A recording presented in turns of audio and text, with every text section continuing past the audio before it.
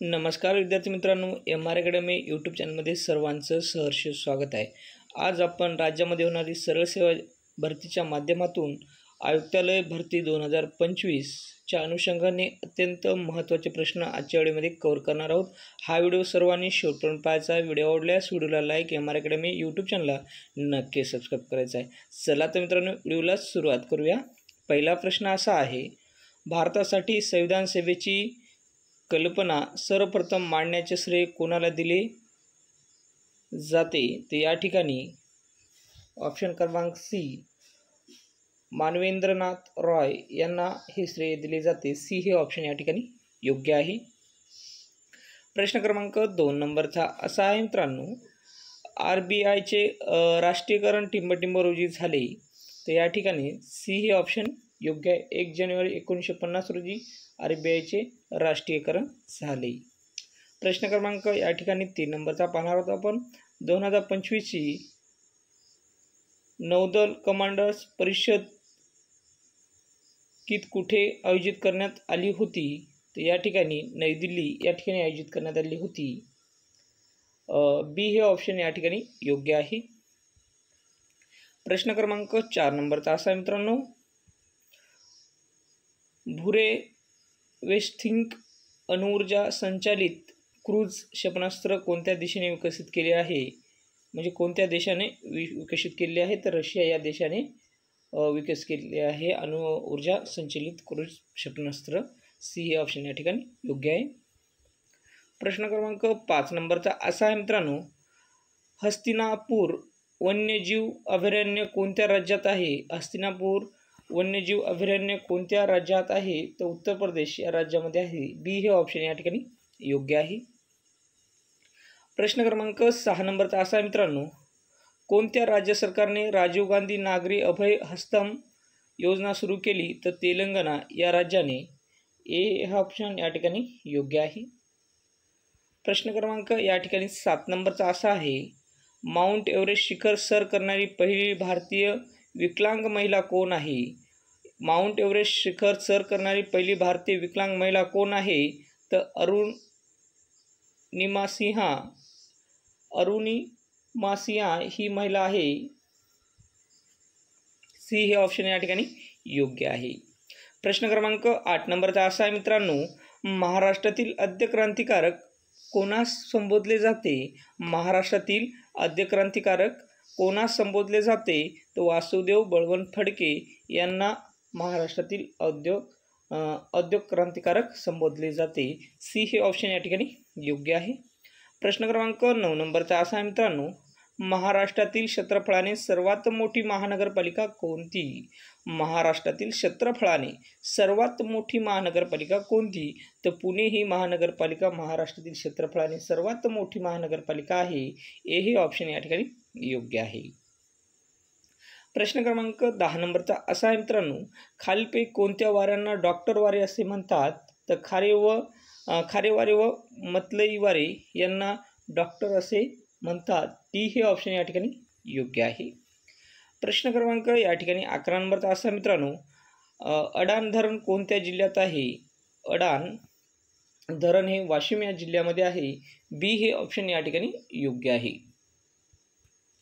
प्रश्न क्रमांक 12 नंबरचा असा आहे मित्रांनो, टिंबटिंब या ठिकाणी कोयना नदी कृष्णा नदी सेवून मिळते। टिंबटिंब या ठिकाणी कोयना नदी कृष्णा नदी सेवून मिळते। तर कराड या ठिकाणी। सी हे ऑप्शन या ठिकाणी योग्य आहे। प्रश्न क्रमांक 13 नंबरचा असा आहे मित्रांनो, कोणत्या वर्षी ब्रिटिश सरकारने प्रथम संविधान सभेची स्थापना करण्याची मागणी मान्य केली? तर 1940 मध्ये। सी हे ऑप्शन या ठिकाणी योग्य आहे। प्रश्न क्रमांक या ठिकाणी 14 नंबरचा असा आहे मित्रांनो, खालीलपैकी कोणत्या तारखेला संविधान सभेने उद्दिष्टांचा ठराव स्वीकार केला? तर 22 जानेवारी 1947 मध्ये। बी हे ऑप्शन या ठिकाणी योग्य आहे। प्रश्न क्रमांक 15 नंबरचा असा आहे मित्रांनो, सर सय्यद अहमद खान यांनी टिंबटिंब येथे शिक्षण संस्था स्थापन केली। सर सय्यद अहमद खान यांनी टिंबटिंब येथे शिक्षण संस्था स्थापन केली। तर अलीगड या ठिकाणी शिक्षण संस्था सर सय्यद अहमद खान यांनी अलीगड या ठिकाणी शिक्षण संस्था स्थापन केली। डी हे ऑप्शन या ठिकाणी योग्य आहे। प्रश्न क्रमांक या ठिकाणी आपण पाहणार आहोत आपण 16 नंबरचा छत्रपती शिवाजी महाराजांच्या गुप्तहेर खात्याचे प्रमुख कोण आहेत? छत्रपती शिवाजी महाराज यांच्या गुप्तहेर खात्याचे प्रमुख कोण होते? तर या ठिकाणी बहिर्जी नाईक हे छत्रपती शिवाजी महाराज यांच्या गुप्तहेर खात्याचे प्रमुख होते. बी हे ऑप्शन या ठिकाणी योग्य आहे. प्रश्न क्रमांक 17 नंबरचा असा आहे मित्रांनो, भारतीय संविधान सभेची स्थापना कधी झाली? भारतीय संविधान सभेची स्थापना 1946 मध्ये झाली. बी हे ऑप्शन या ठिकाणी योग्य आहे. प्रश्न क्रमांक 18 नंबरचा असा आहे मित्रांनो, खालीलपैकी कोणती आसामची राजधानी आहे? खालीलपैकी कोणती आसामची राजधानी आहे? तर दिसपूर ही आसामची राजधानी आहे. ऑप्शन बी हे योग्य आहे. प्रश्न क्रमांक 19 नंबरचा असा आहे मित्रांनो, खालीलपैकी कोणते राज्य नेपाळ सीमेला लागून नाही? खालीलपैकी कोणते राज्य नेपाळ सीमेला लागून नाही? तर जम्मू काश्मीर हे राज्य नेपाळ सीमेला लागून नाही. डी हे ऑप्शन या ठिकाणी योग्य आहे.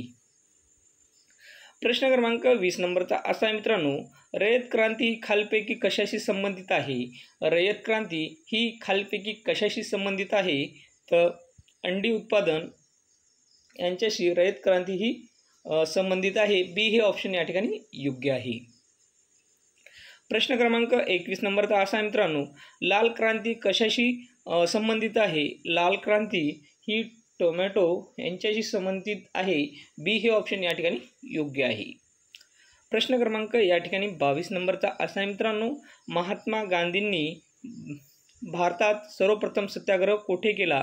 महात्मा गांधींनी भारतामध्ये सर्वात प्रथम सत्याग्रह कोठे केले? चंपारण्य या ठिकाणी महात्मा गांधीजी यांनी भारतात सर्वप्रथम सत्याग्रह केला. डी हे ऑप्शन या ठिकाणी योग्य आहे. प्रश्न क्रमांक या ठिकाणी 23 नंबरचा असा आहे मित्रांनो, माउंट एव्हरेस्ट शिखर सर करणारी पहिली भारतीय विकलांग महिला कोण आहे?